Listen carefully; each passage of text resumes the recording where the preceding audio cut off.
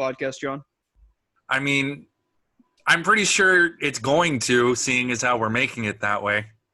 Oh, my goodness. I didn't see you there, loyal listeners and or viewers, if we decide to put this on a YouTube channel. Hi, welcome.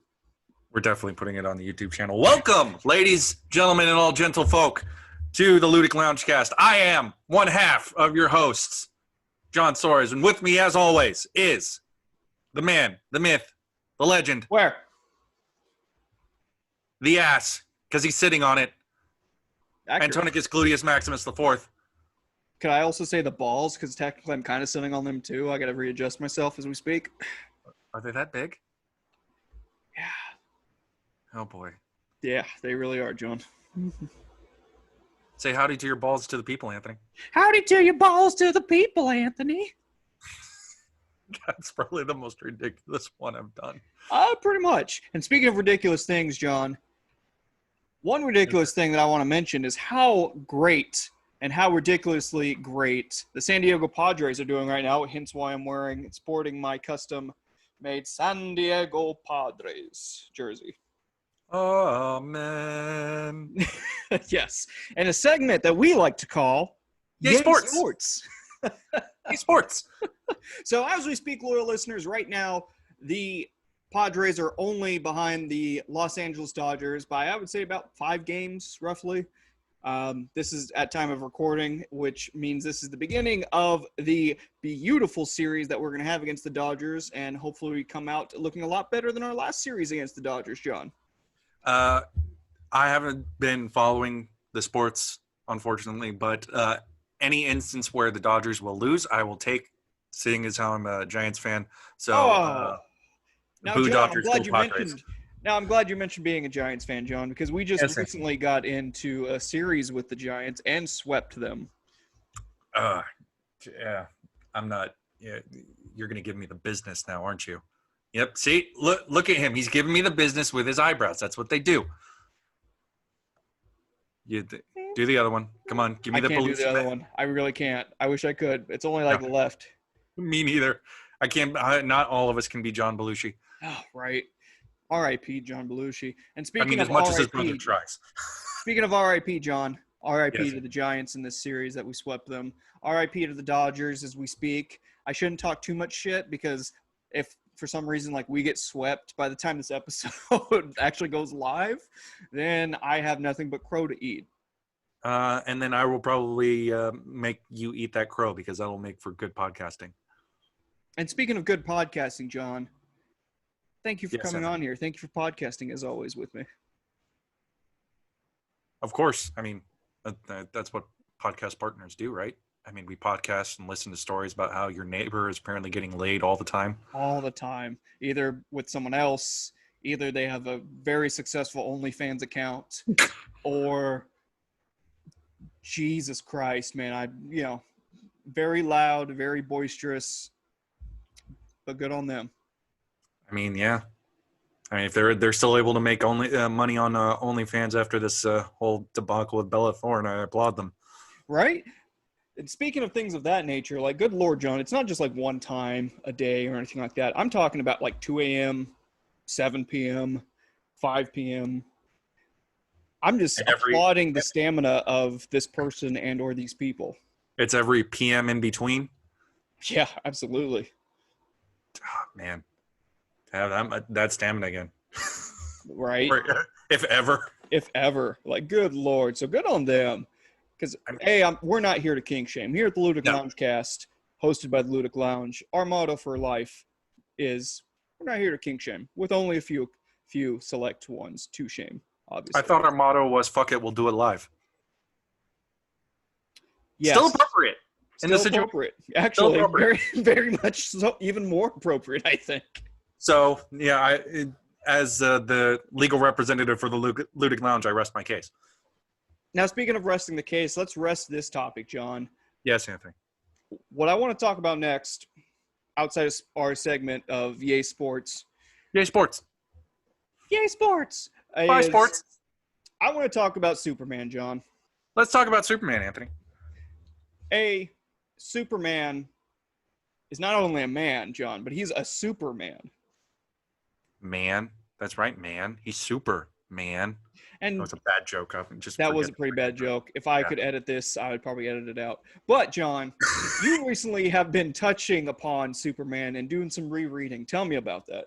Yeah, I reread something that I've kind of been working up to this like whole quarantine because something I wanted to do when things started getting hairy was I started a giant reread of Grant Morrison's entire DC career for the most part. Mostly his like individual stuff and some stuff that he collaborated on. I finally got outside of his like Sandman stuff. Well, you're thinking Neil Gaiman. God damn it! Yes, I was thinking Neil Gaiman. But to be fair, it's fair to compare the two because they are part of the quote unquote British invasion of comics. They're the Beatles of DC Comics. In a way, I mean, when Alan Moore of Watchmen, stop. Yeah. Oh yeah, I'll tell you something. I wanna hold Superman. I wanna hold Superman. I wanna hold Superman.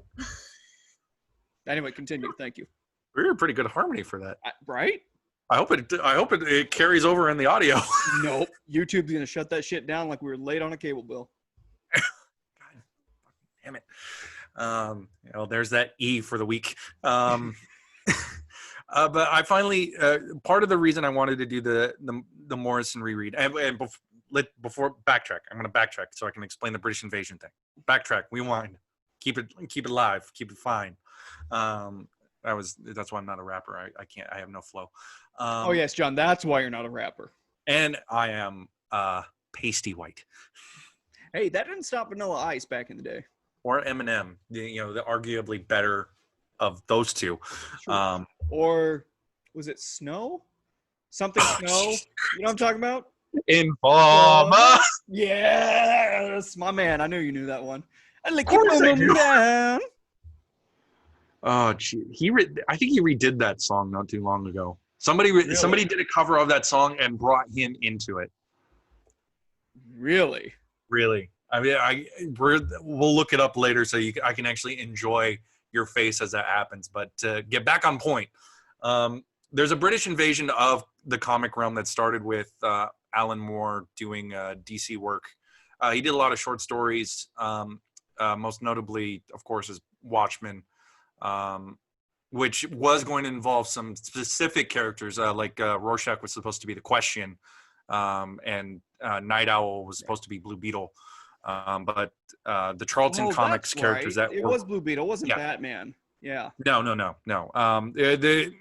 It's still primarily Blue Beetle-esque because of the nature of how the costume works for Night Owl and the Owl ship, which are Ted Cord Blue Beetle staples.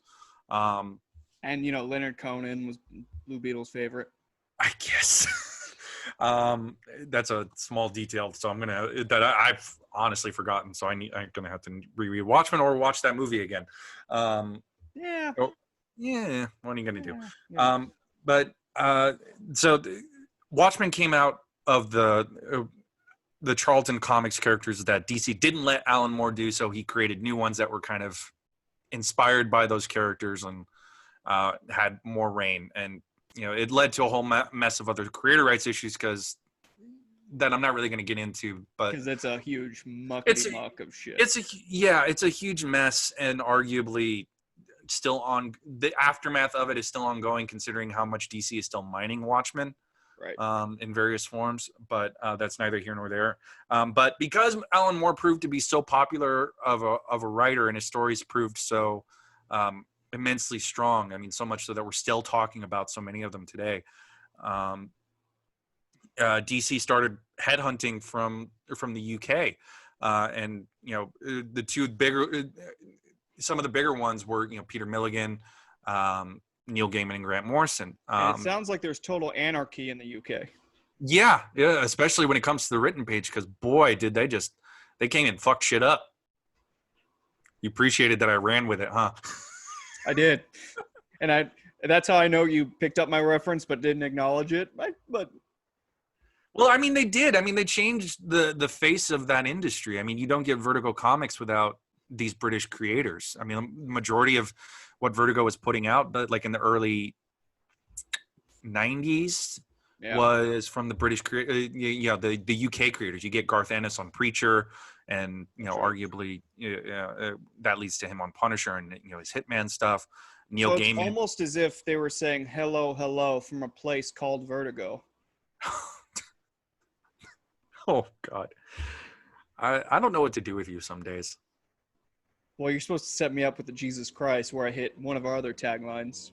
No, I'm not giving you that satisfaction. John, this is like our third YouTube video that's possibly going to go up, which I forgot about. Hence, I had to change my legal name back to my alias name for the Zoom channel, which I hope doesn't pop up. It shouldn't. I don't think so. But Jesus Christ. No. But I understand your confusion. I'm waiting for the live audience just to go, but I understand your confusion. And then I just stand up, do one of these, do one of those, and then I sell out for millions and millions of dollars. Yeah, and that's just from the t-shirt sales alone, right? Absolutely. So proud of you.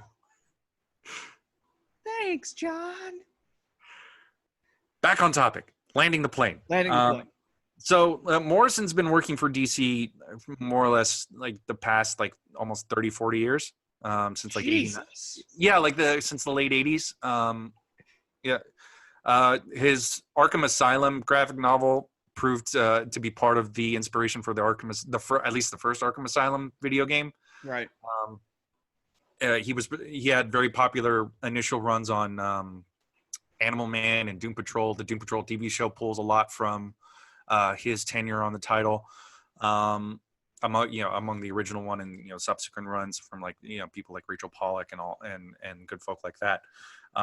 He did stuff on JLA for Marvel. He did some Fantastic Four stuff, some big X-Men stuff, but arguably all his DC stuff is somewhat interconnected in some ways. I mean, outside of playing within the same sandbox of a shared universe, right? He brings up a lot of themes and recurring characters throughout his work, which was something I was learning about earlier this year. So I decided, well, let's start from the start and see what I can catch. And I've caught a lot.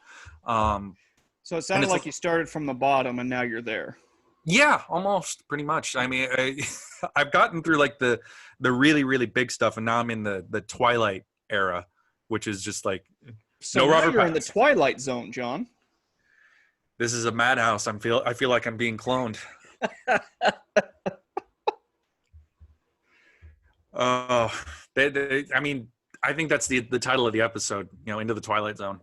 Into the Twilight Zone. I was gonna go with Anthony plays the greatest hits, but that works too. I mean that we can have a parenthetical or a colon. Stepping into the Twilight Zone. Anthony plays the hits. Yes, I like that actually. Episode title. I'm just teeing these off for you. Just pretty much. And I'm just interrupting you, obviously. I know. As our loyal listeners at home watching and or listening really just love this graphic detail you're giving them, because this is actually really good information for those in the who are in the uninformed. I'm just fucking it all up. I mean, I'm working with it. I'm trying. I'm hip. That's what I'm saying. You're doing the great job of informing the public, and I'm sitting here just fucking it all up. And well, it's part of your charm. Plus, you're also learning yourself. Absolutely.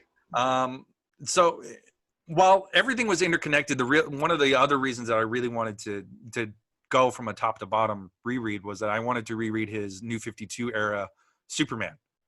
He started Action Comics all over again when DC rebooted with the New 52. And what, John? Yes. My biggest gripe against that cover, I love the cover.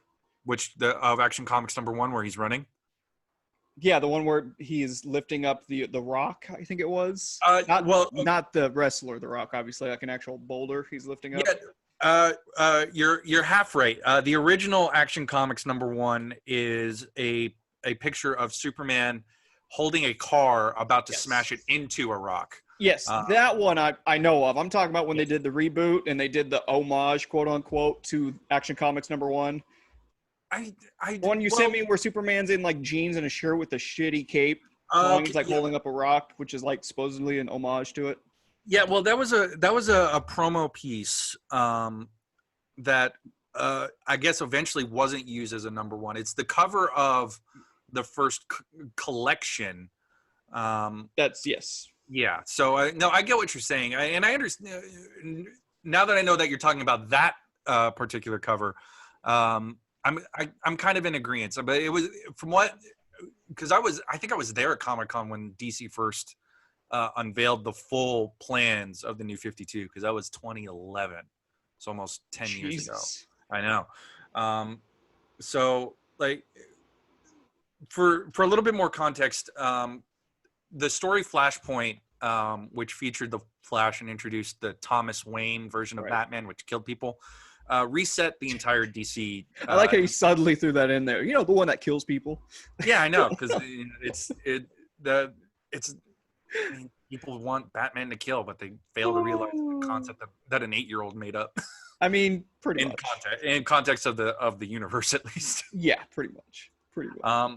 So when they rebooted, they essentially started everything over, except they did it not really great. Especially with Superman, for like Batman, they said everything is kind of supposed to fit within this 10-year timeline. And the stuff that's really popular is still canon. Everything that's shit is no longer, canon. Yes. So with Superman, it got even more complicated than that, because they at that point Superman was married to Lois Lane. That was no longer in canon.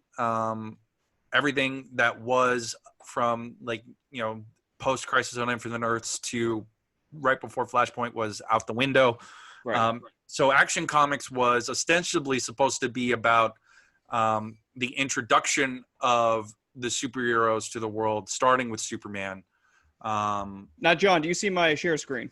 Yes, I do. That is the original Action Comics number 1. That is the original Action Comics number 1 that John confused me for, which I love this cover. I love everything about this. It's one of my favorite portrayals of Superman. Now, do you see on the right of this, or is it just Action Comics number 1? I'm sorry, say that? Can you repeat the question? You see the New 52 Superman Action Comics cover that I was talking about where he's in the jeans? No. I think you can, just Google Action Comics number 1. Oh, wait, it's up there on the top. Okay, so you see it, essentially. Or you see that little tab, where it gives you all the options for, cover, Superman, all that stuff. Right. Yeah, New 52. They're just hit. Wow, I should have planned this ahead of time. A little bit, yeah. A little bit. Right. This is the cover. Yeah, that's the cover. That we're talking about, which is is the shitty homage to Action Comics number 1. Yeah, but it wasn't what was used for the publication of the first issue. That's that third image where it's him running away. Right. So, I mean, all of this is to kind of preface what that run did. So Morrison is very famous for essentially, you can equate it to Dark Knight Returns because it's supposed to be an end of Superman story. His book, All-Star Superman with Frank Quitely. And that story is well regarded as a pinnacle of the character. So everybody had very skewed expectations toward this run on Action Comics, which they thought was going to be, very much a, friendly, your friendly neighborhood Superman, but what you got in Action Comics, arguably, when I read it at the time, I was a little indifferent, because I was expecting All-Star Superman. Right. Still, kind of this homage to traditional Chris Reeve-esque Superman. But the Superman of the New 52 Action Comics was younger. He wasn't as strong. He didn't have the costume. It was just jeans and a t-shirt, which honestly, super lame. I disagree. No, I think it's lame. No, I disagree. I think super lame. No, okay. I'm going to use the run to prove you wrong. Okay. All right. Are you ready for this? Are you going to be dazzled? You're going to be. We're talking about, again, folks at home, this particular costume. A costume that I've done in real life too, by the way. Oh, I know, and you look smashingly good in it. But John, this is a shitty costume. No, it isn't. I'll tell you why. So there is a zero issue, which is actually depicted right here on your screen, Anthony. That issue contains a story called "The Boy Who Stole Superman's Cape," and it is before Superman's official debut. So he gets put into a situation where he's knocked out because he's not as strong. We're talking, early days. So he's only able to really run fast and jump really high. He can't fly yet. So he gets hit by a missile launcher, gets knocked out, and a kid steals his cape. Damn kids these days. I know, but you find out that this kid is part of a abusive household. His father's an alcoholic, beats on him and his brother, and he comes home to his drunk father, trying to, commit some act of violence against his sibling, and he says no. The boy who stole the cape, he's like, "You're going to stop this," and he has the cape tucked into his shirt, like any kid has done over 80 years of this character's existence. And the cape's indestructible, so the father tries to stab the kid, the knife breaks, and the kid steals his brother and runs away and tells him, with this on, we can feel powerful. Nothing can stop us, which is something that I think any kid can relate to. My fiance has told me, sometimes it's good to hold the superhero pose when you're feeling down, because you just feel like you're a hero. Yeah, you put your chest out, makes you feel good. Yeah. Now, imagine seeing Superman, the first superhero, in essentially an outfit most people around the world would probably wear: jeans and a t-shirt. And you just stuff the cape in your shirt and you're Superman. You're ready to go. How is that a bad thing, Anthony? Tell me how that is a bad thing. It's a bad thing because I don't want a superhero to look exactly like me with jeans and a t-shirt. I want them in full superhero regalia as Superman does in Action Comics #1, and I want him to look outstanding. I don't want him looking like he is not only going to stop a moving train from running over somebody who's tied to a railroad track, but he's also after that going to fix my toilet at 3 o'clock. I mean, in some ways, the guy that fixes your toilet is still your hero if you need your toilet. Yeah, I understand that. And that person is my hero. Yeah. So when he leaves, I always sing "There Goes My Hero." Watch him as he goes. Exactly. Yeah. But John, what I'm trying to say is I want my superhero to be a superhero and look like a superhero. And I don't want him to look like he just rolled out of bed and punched Galactus in the face. I'm still okay with that. Maybe that's just a different thing. We're just going to have to agree to disagree here, because I still think making it, an everyday thing is better than just, saying you have to have a specific uniform. It's like anybody can be a hero at a moment's notice. I think but the superheroes, the king, if you will, of all superheroes, Superman, if you want to go down this route, should not look like everybody else. Well, let's go back to your Action Comics #1, the OG, not the New 52. Yeah, in that story, very smart shirt or suit with his very beautiful lapels. I mean, sure. Come on, John. The pinstripes. I know the pinstripes. I like a good pinstripe every now and then. It's not all about your Padres, Anthony. But I mean, if you go back to that original story, he's very much, fighting for the little people, fighting against, corporate, corrupt landlords, which he does in the New 52 one as well. Yes. And what is he doing in Action Comics 1, John? While fighting these landlords and these unfair people and these gangsters and mobsters, he's wearing a very beautiful Superman regalia with the trunks on the outside. I understand that, Anthony, but that's also a thing of the time, which I've explained before, which was a circus strongman recall. I think a more modern perspective is, let's just put him in an everyday outfit. It's lazy, is what it is, Sean. I completely disagree. It's lazy. Let's put him in fucking. It's making him of the people. Let's put him in some fucking Levi's and a shitty little side cape. Like, if you're gonna do that, that cape is his baby blanket, Anthony. Don't give me that side cape. Then just go straight up t-shirt and jeans, which I don't agree with. But at least do it that way. Don't give me like little tease of a shitty side cape. Well, Yes, I'm holding up my mic so I can give you that much more motion. They did it. Oh, funny enough, they did that later on in New 52 anyway, Oh, where they just put him in. Yeah. Because the problem is that with the New 52 and Superman is that timing got weird. So Action Comics was 5 years in the past, but the Superman title was supposedly in the present. So eventually, once Morrison left, they combined the streams, but you had to deal with that. This is why you should just run DC already. Like, what is it with that bullshit? I mean, the way they're going now seems to be the right way. They're kind of focusing less on, structured continuity and focusing on character-driven stories, which is what I would want them to do anyway if I was in charge anyway. I think the time for continuity as far as, episode or issue 1, issue 2, issue 3, I think the time for that, minus a few titles out there, I'm talking mainstream DC, I think the time for that is just done. It's done. Like, it's done. I'll give you a real world example that I just had to deal with. So my fiance's reading some stuff based off the Miss Marvel from the Avengers game. She wanted to read her books because of seeing the character in the game. So yeah, this was Shaka Khan's cousin. No. I know you. I appreciate you trying to bring that back. No, negativo. So she just sees it as a book with chapters.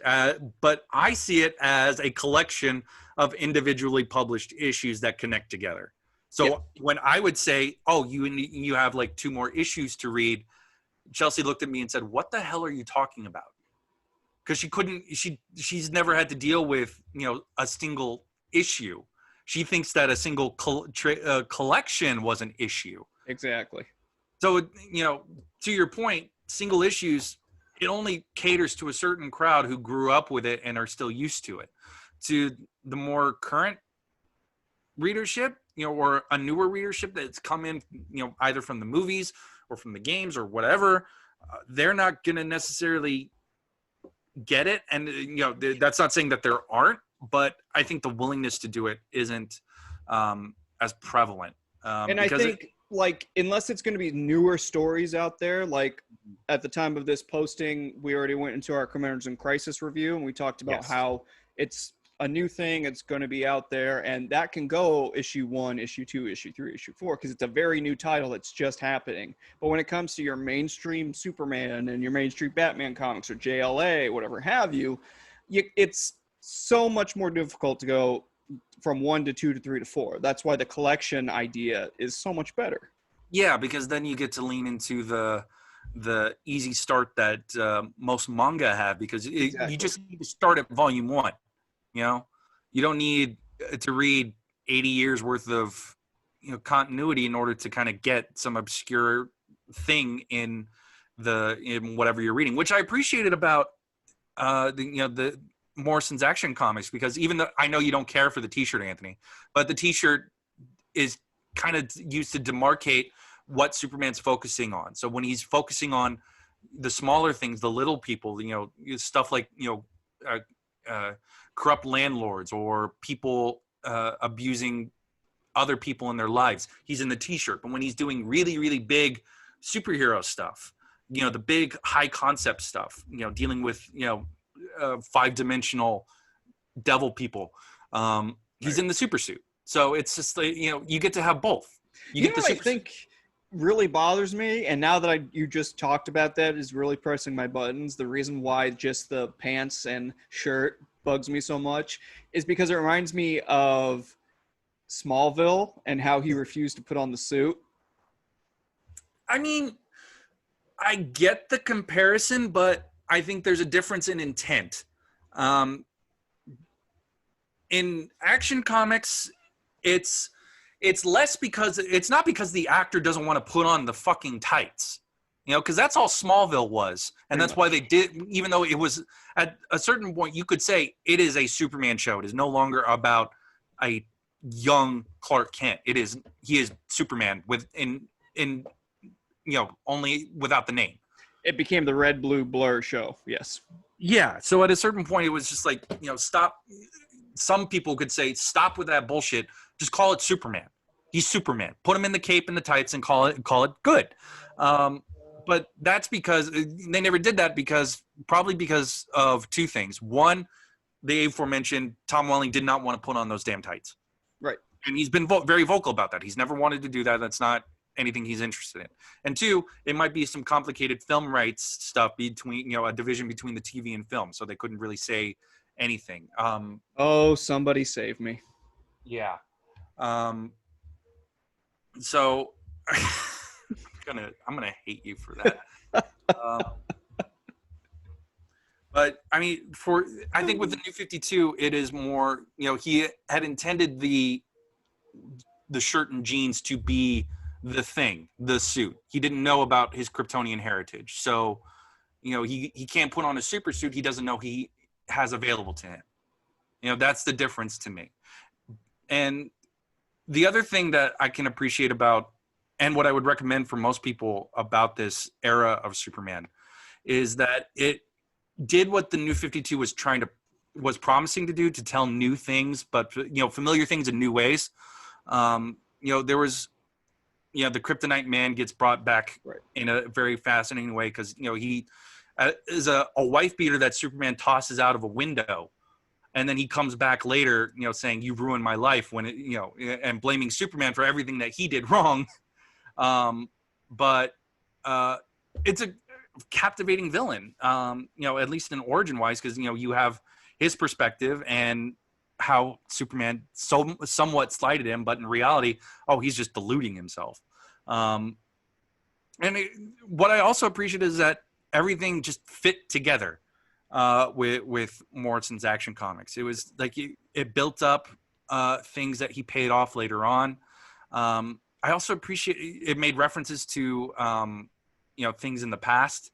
Like at one point, Superman's in a fight, and he says, "I learned how to box from the world heavyweight champion," which was a nice little homage to Ali. Yeah, the Superman versus Muhammad Ali book from the 70s, which is fantastic, and I completely missed that when I read it way back in 2011 to when it originally ran. So I also appreciated Superman's character a little bit.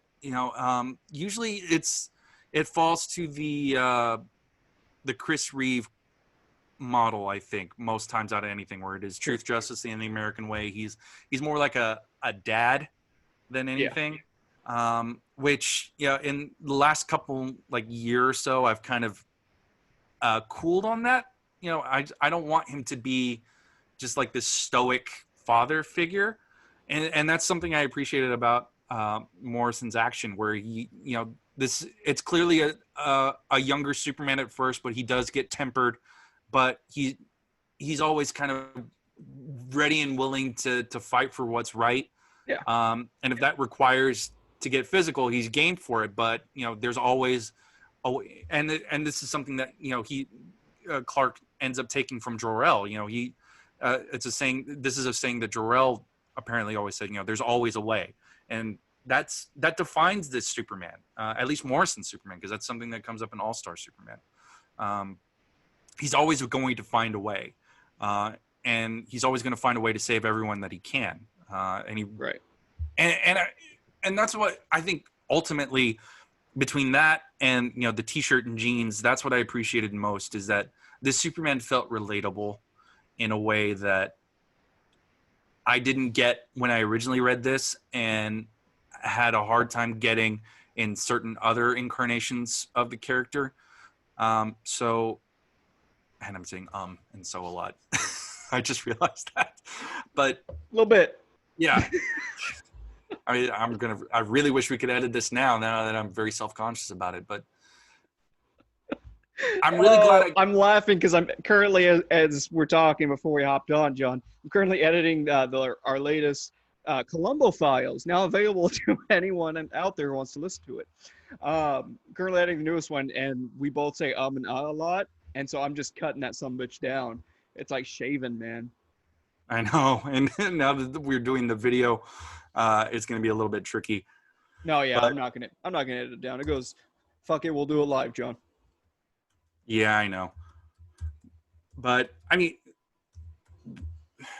I think in essence, for what I would say about this run, I think it is the perfect place for a fan to start with like very minimal understanding of Superman. Yeah. That's fair. That's fair. That's what New 52 is supposed to be, essentially. Yeah, and like I think if you had asked me a couple of years ago, I would have pointed you to like Mark Waid's Superman Origin, Superman Birthright that he did with artist Leinil Yu, as like a definitive starting place. But now I think if you want like a good kind of summation about how crazy Superman's world can get, but how, you know, still grounded it can be, because what Morrison's trying to do here is do what he did to Batman, where everything kind of counted. You know, right. the weird stuff back in the 60s and the 50s, you know, the gritty stuff to everything in between.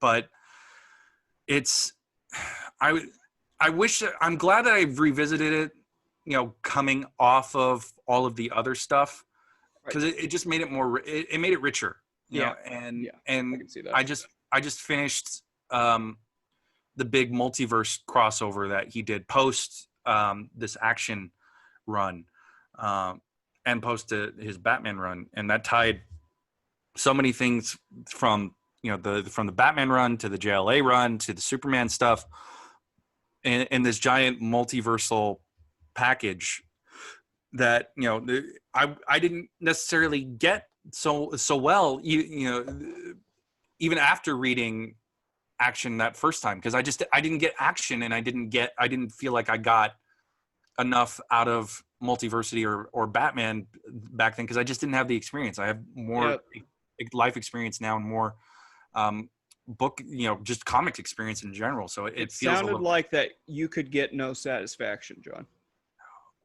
You were really leaning into this hits thing, aren't you? I really am.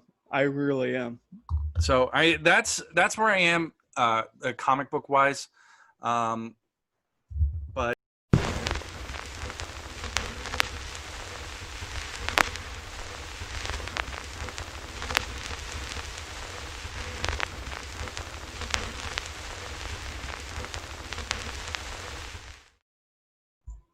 well, John, thanks for asking what I have going on for me this past week since our last recording.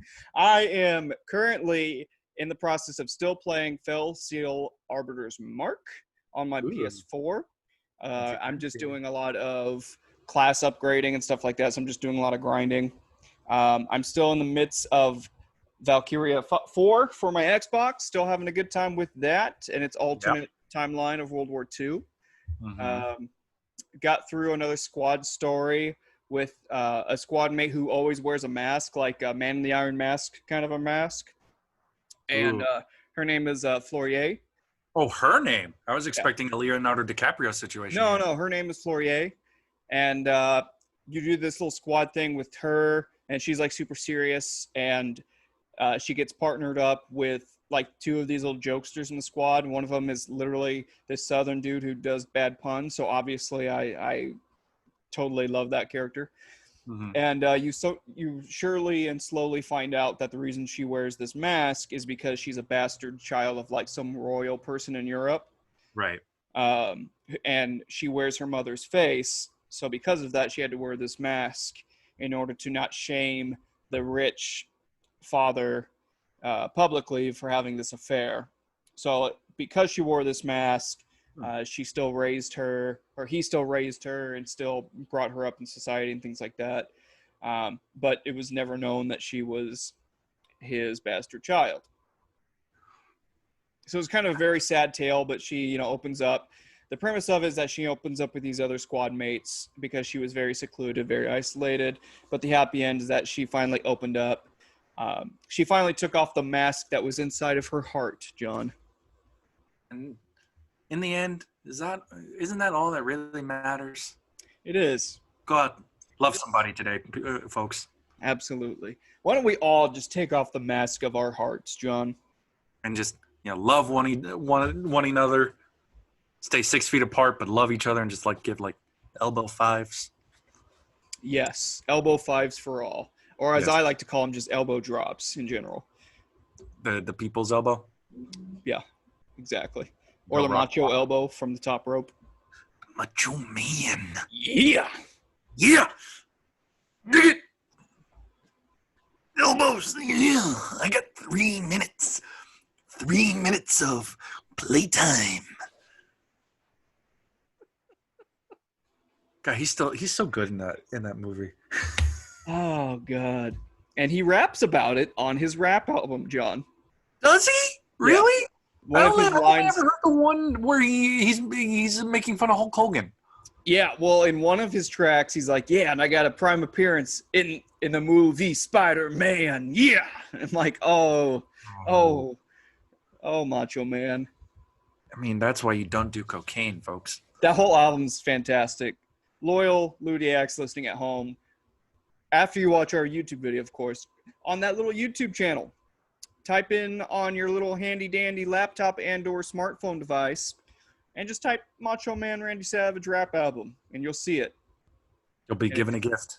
And you will be given a gift. Absolutely, from top to bottom. Maybe one of these days I'll recreate it. You should. Absolutely. I think I would lose my voice forever if I did. After like 30 seconds of one rap. Yeah, I can only do Macho Man for like maybe that long. That's what Miss Elizabeth If said. even. I think you're being gracious by saying 30 seconds. I think it only goes 15. You missed my entire joke. I said that's what Miss Elizabeth said. Oh, You can only do Macho Man for so long. Oh, I'm judging for that one. Oh. Judgment. It's time for judgment. Judgment. He can't get it up because of the cocaine. Yeah, no shit. Yeah, I know. Speaking of cocaine and PEDs, John, I'm still in the process of watching Law and Order Criminal Intent. That has nothing to do with cocaine or PEDs, but I just wanted to easily transition, obviously. Yes, indeed. And We're on the second. Yes. My wife and I are on the second season of it, if you will. Yes. The main detective, Vincent D'Onofrio, Detective Gorin, if you will, which is his character name, just met his arch nemesis of the series, Nicole Wallace, who is a brilliant, sneaky criminal who is Australian, played by somebody who is familiar to me, although I cannot figure out what her name is. Like the actress? Yeah, the actress. She looks very, very familiar. Like I've seen her elsewhere, but then again, I watched this series quite a bit as a youngster. So yeah, I have that a while too. Or not a while. I have that a lot too. Where it was, you sometimes you see somebody, and you're just like, I know it on the tip of my tongue. I've seen this person somewhere. And Anthony, you have seen this person. I have seen this person because it's Olivia Diabo. Yes. Who, if I'm not mistaken, I thought, okay, so she's not who I thought she was, but she's related to somebody who I thought she was. Have you seen Timothy Dalton James Bond movie, The Living Daylights? Of course I have, John. Her relative, let's see what Wikipedia, her first cousin once removed on her father's side, Miriam Diabo, was the female lead in The Living Daylights. So that might be where in part you're getting it, is that you're mistaking Olivia Diabo for Miriam Diabo. Yeah, I'm going to go with that because the Timothy Dalton James Bond movies are very underrated and they should be celebrated. Incredibly so. She was also, we're going to do a little bit Columbo Files type breakdown here. She was in the Conan the Barbarian sequel, Conan the Destroyer. Oh, God. Is that the one where they're like, we ran out of money? And like the villain was like a tin-foiled rhinoceros or some shit like that? Yeah. But to be honest, it's like the Conan the Barbarian, the first one is like an all-timer. Yes. Agreed. But then the second one, they're like, we ran out of money for this series. Because we blew it all on Arnold's cocaine. And PEDs, you see? And that's what brings it back around to my criminal intent. Yeah. She was also in Wayne's World 2. Oh, I forgot that existed. She's also, she does some voice stuff. She was Carol Ferris in the direct-to-DVD movie Green Lantern First Flight. with your boy Chris Maloney. Oh, God, that was a great-ass performance by Chris Maloney. I mean, he always is like aces in everything I've ever seen him in. That He is goes for it. excellent. Excellent point. She has a voice role as Luminara Unduli in Star Wars: The Rise of Skywalker. Huh. She's a Jedi Master. Ooh. I believe she might also be in the Clone Wars cartoon. Let's see if she is. She is. She has a recurring voice role of Jedi Master Luminara Unduli. So she's a Jedi and a serial killer. She's also Star Sapphire from Justice League. So when I brought this topic up, I wasn't intending for us to go into a deep dive over her career. I know. I just was just like, well, let's see where Anthony's deja vu with this actress is coming from. I appreciated that. I appreciated that, though. I really did. And it's also a good plug for the Ludic Lounge presents the Columbo Files, where we do similar deep dives. Yes, so if you want do. TV history and movie history, come to the Columbo Files, ladies and gentlemen and folks. More recently, where we just talk about Adam 12, Route 66, and for some reason, Airwolf. Your Airwolf nostalgia quake still entertains me. Oh man, that fucking TV show. The 80s were a hell of a time for TV, sir. Now indeed they were. I mean, they gave us great joy. Now I have a question though. Do you think Vincent D'Onofrio and Law and Order: Criminal Intent should have meant Vincent D'Onofrio as the Kingpin? Because I imagine they're both in New York. 100%. Like he should have been, and he could probably do both roles simultaneously and still be excellent at it. I feel like there should have been an episode where he takes down the Kingpin. That's why I'm saying, because that's why I brought it up too. I think D'Onofrio could have pulled it off. He could have. 100%, man. He's everything. He is great in every role he has portrayed. At least every role I've seen him in, which is Law and Order, Criminal Intent, Daredevil, and then Full Metal Jacket. Yes. I hope they bring him back as Kingpin. That'd be great. I don't know, man. I doubt it, but you know.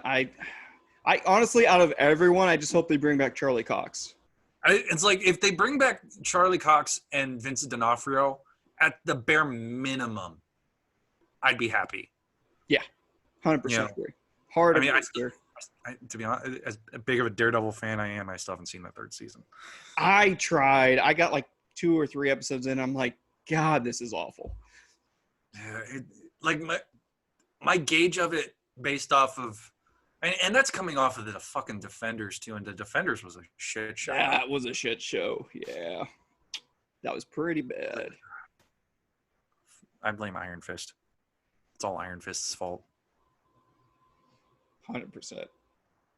But Anthony, is there anything else about Law and Order: Criminal Intent that catches your attention? I'm curious about the lead having a female nemesis. It's like, do they like lean it towards like it being like, oh, there's sexual tension here? Because that's what I imagine some stupid person. No, there's not really like a sexual tension to it. It's more so of, if there is an attraction, it's more of an attraction of both of them having very tragic pasts. But it's not even like an attraction, like a romantic attraction. It's more like they're both damaged people, but he's just trying to bring her the fuck down and bring her to justice. It reminds me of a book I read a while back called Love Sick by an author named Chelsea Kane. And it's kind of like a Hannibal Lecter style thing where the main detective is like this broken cop who tracked down this serial killer who happens to be a woman, and then throughout the course of the novel you learn that it's her doing a large scale manipulation so that she can kind of groom him into something for her, and she takes a romantic joy out of what she's doing to him, right? And this is all following what led to her arrest, which was her torturing him and removing organs. Jesus. So, when you said, oh, he has a female nemesis, I'm like, oh, is it like that?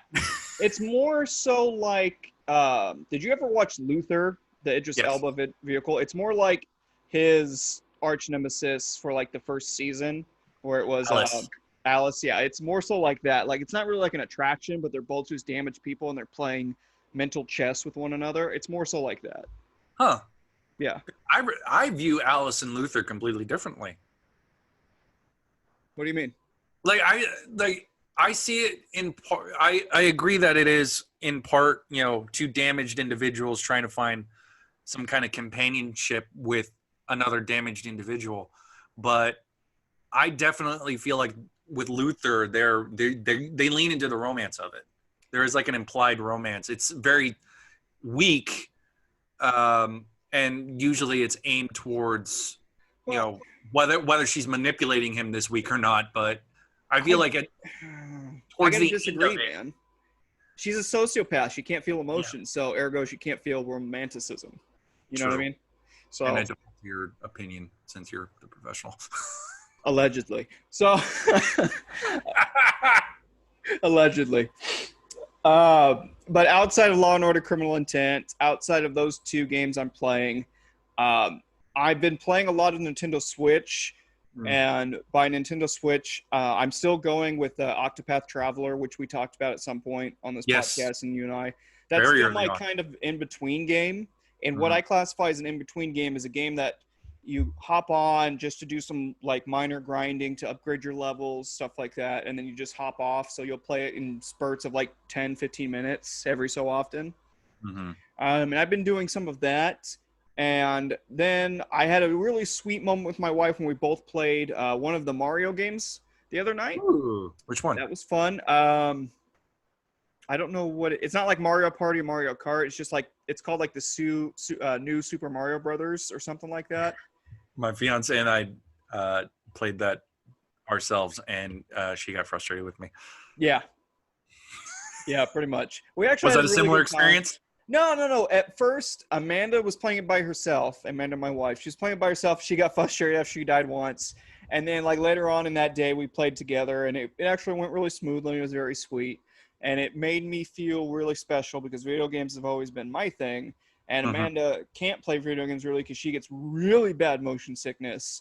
But Mario, for some reason, I guess since it's kind of like a 2D platformer, but in 3D somehow, it doesn't get her that sick. Yeah. So we got to play for a little bit, and we got to share a common love, which is my love for video games. And it was very sweet. It was very tender.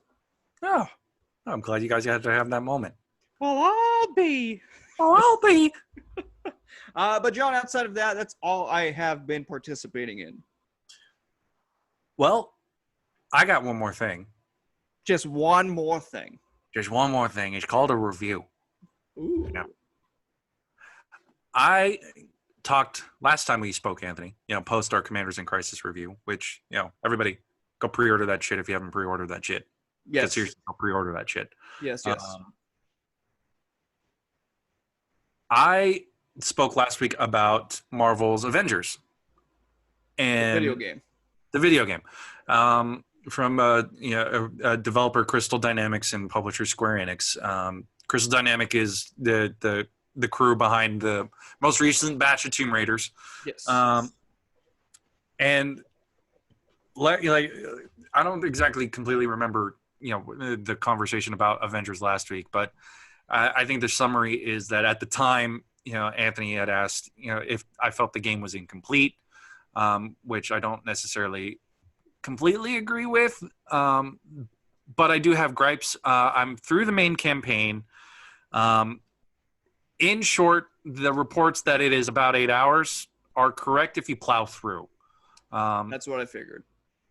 Yeah, so it's literally just you're gathering the Avengers again. The main campaign's literally called Reassembled, and you're just getting everybody back onto the ship, as it were. Quite literally, because you're on a helicarrier as the main base for the Avengers, which gets very nice and spiffy by the end of the game. So that's something that appealed to me because it was just like, I get to rebuild, a headquarters. That's always something that I enjoyed. Yeah, definitely. That is one aspect of video games that I've always enjoyed is base building, if you will. I don't think that's a technical term, but that's the term I've always used.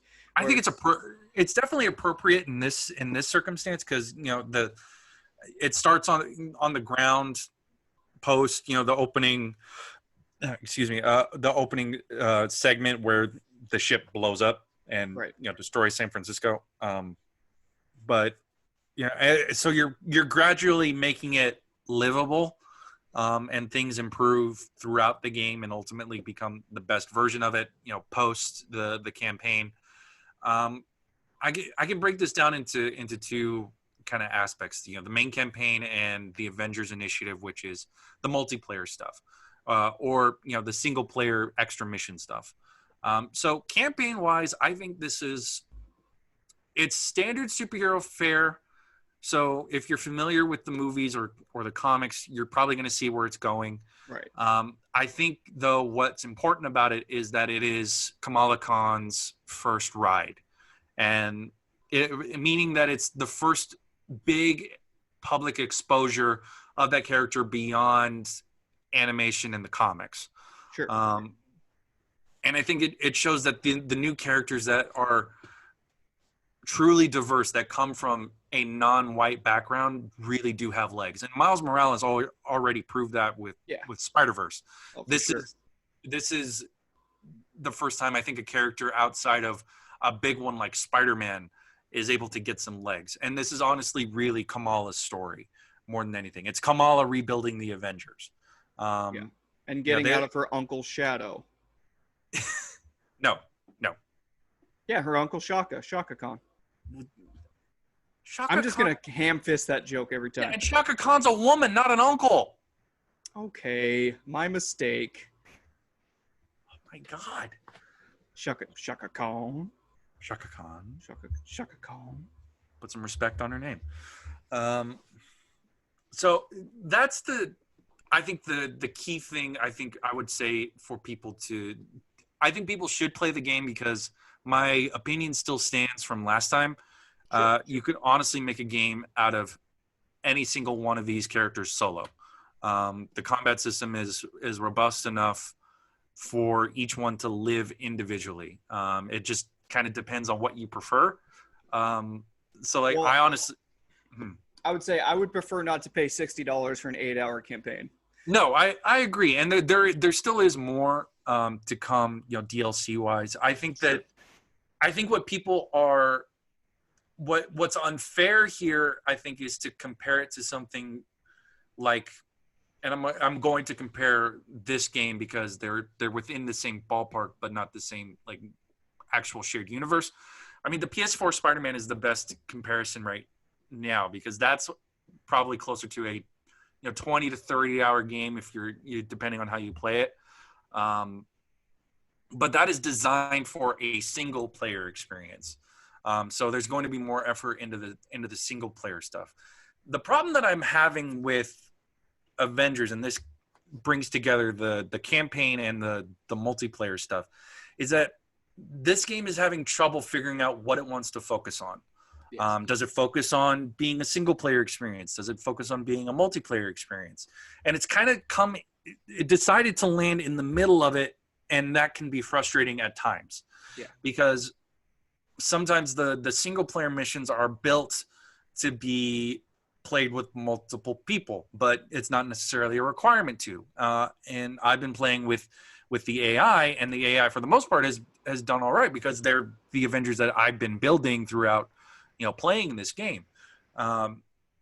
So right now I've gotten Captain America to level 50, which is the level cap, and I'm working on Thor now. So while I'm a lower powered Thor, I still have a higher powered, more robust Captain America to fill out my squad while I'm leveling up people. And I compared it to the first Destiny last week. The comparison, I think, still stands. They are definitely trying to create a communal experience. I just think people are so used to these types of games being a single player experience, and that's where a lot of people's frustrations are coming from. That's at least my perspective on those comments. At least character wise, everybody feels true to these characters. The performances are really good. And Kamala is the beating heart of it all. Sure. Without her, I think this game would have failed.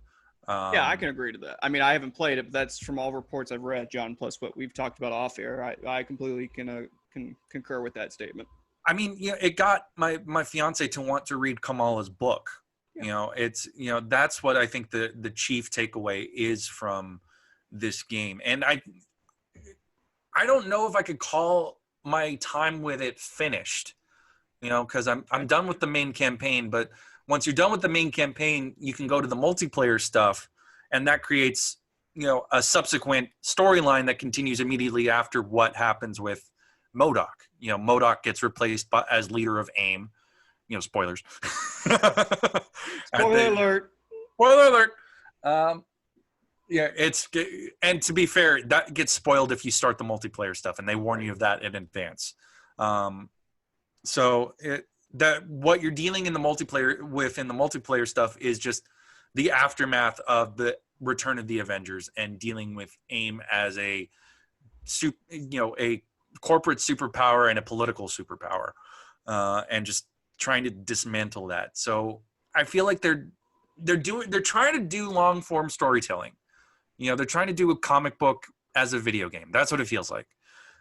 And we'll see what happens with the subsequent DLC characters. I imagine, added characters and added story missions. They certainly set themselves up for it. Sure. And I do think my opinion of last week still stands. Maybe they'll set it up so that you can experience an end game of your own.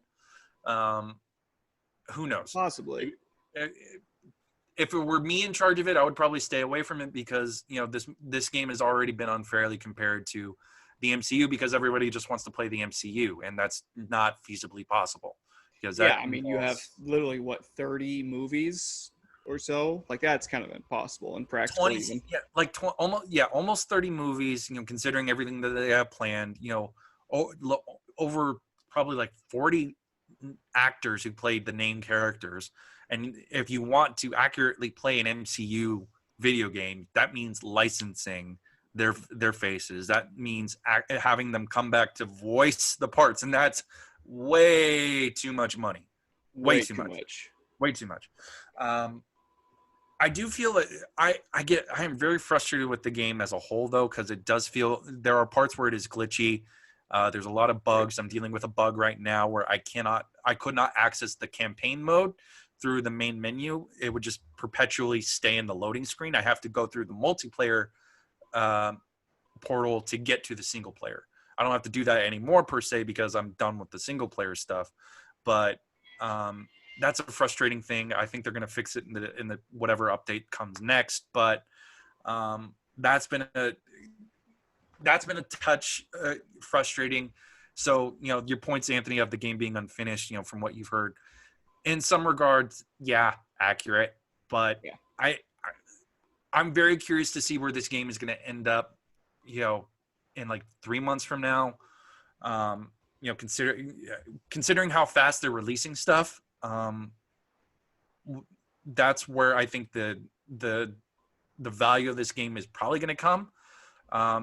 They're definitely leaning on the microtransactions, though. Yeah.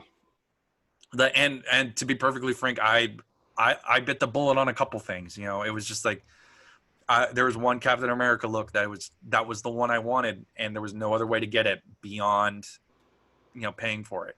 That's how they get you, man.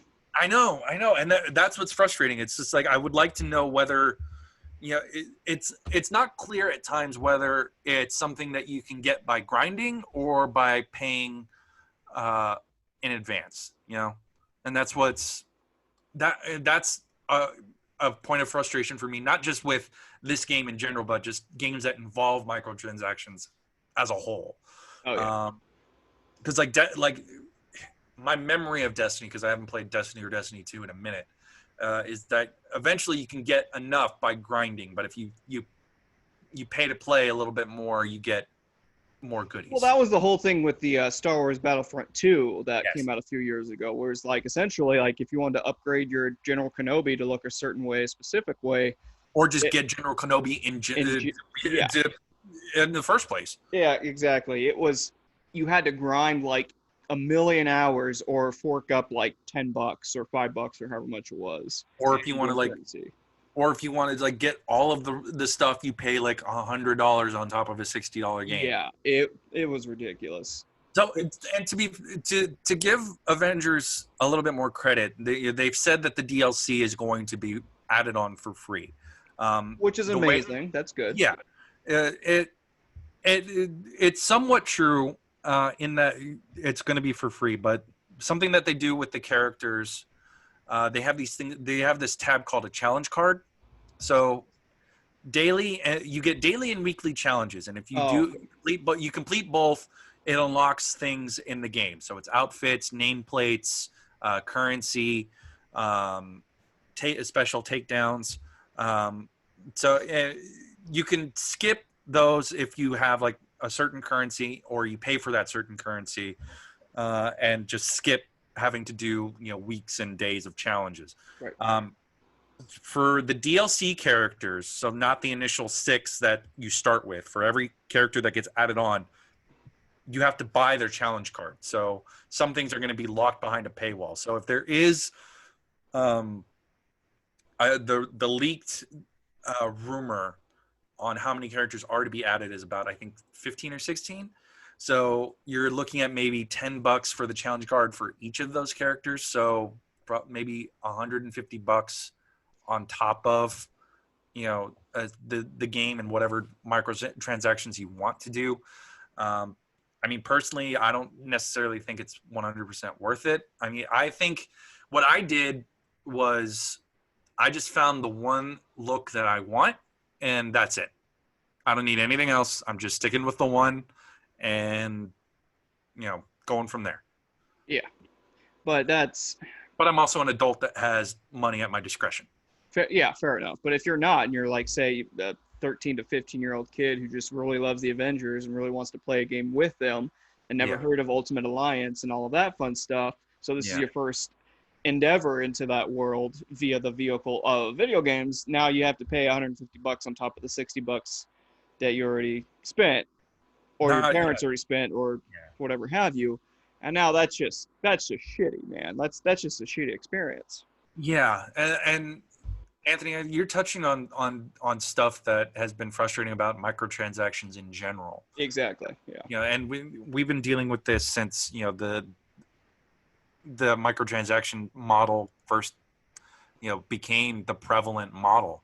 And a lot of things have found great success in it. I mean, Fortnite is one, Destiny is another. That's why these games keep getting made. People keep buying. And as much as people want to keep crapping on this game, they're going to keep updating it.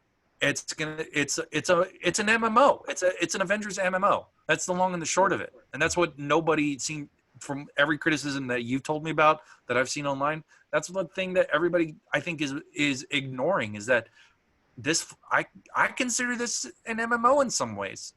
The biggest complaint, and you touched upon it, right, John, is that it has to decide if it's going to be pushing the MMO model or pushing the campaign single-player experience model. And it's got to choose at some point because it's so split like that. That's why people are giving it like a 6 out of 10 or 5 out of 10 or 7 out of 10, is because it has to choose one or the other. Yeah, right? So I think the telling factor is going to be what they come out with these DLCs in the next weeks and months ahead.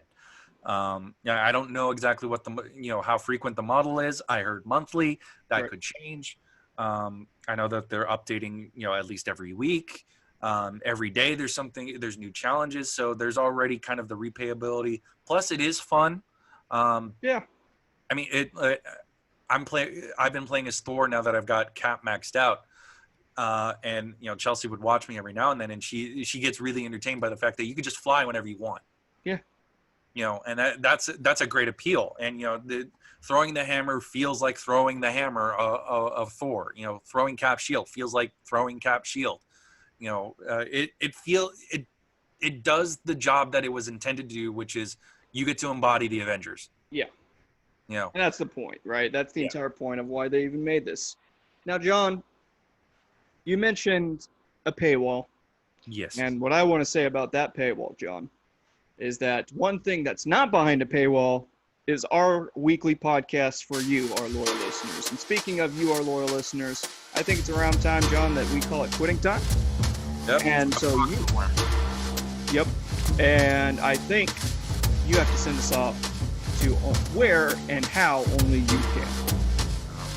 More than happy to do that, my friend. Ladies, gentlemen, gentle folk, you have been listening to another episode of the Ludic Loungecast. I have been one of your co-hosts, John Soros. He has been Antonicus, Gluteus Maximus IV, Anthony to his friends. We thank you for listening. And as always, thank you for Macho. I almost did my Columbo sign. Yeah, I was like, no, John, no, don't do it. But let me get in on that mic. It's all true. Thank you for Macho. Bye!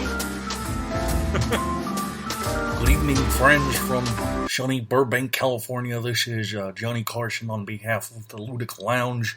You have been listening to another episode of the Ludic Loungecast. If you would like to follow more, please follow the boys at Ludic Lounge or individually at Rojo Loco 44 for Antonicus, and for John, it is at just underscore John underscore 0891. Or feel free to email boys at theludiclounge@gmail.com. Ed, it's time to go hit the hay. So, good night, folks.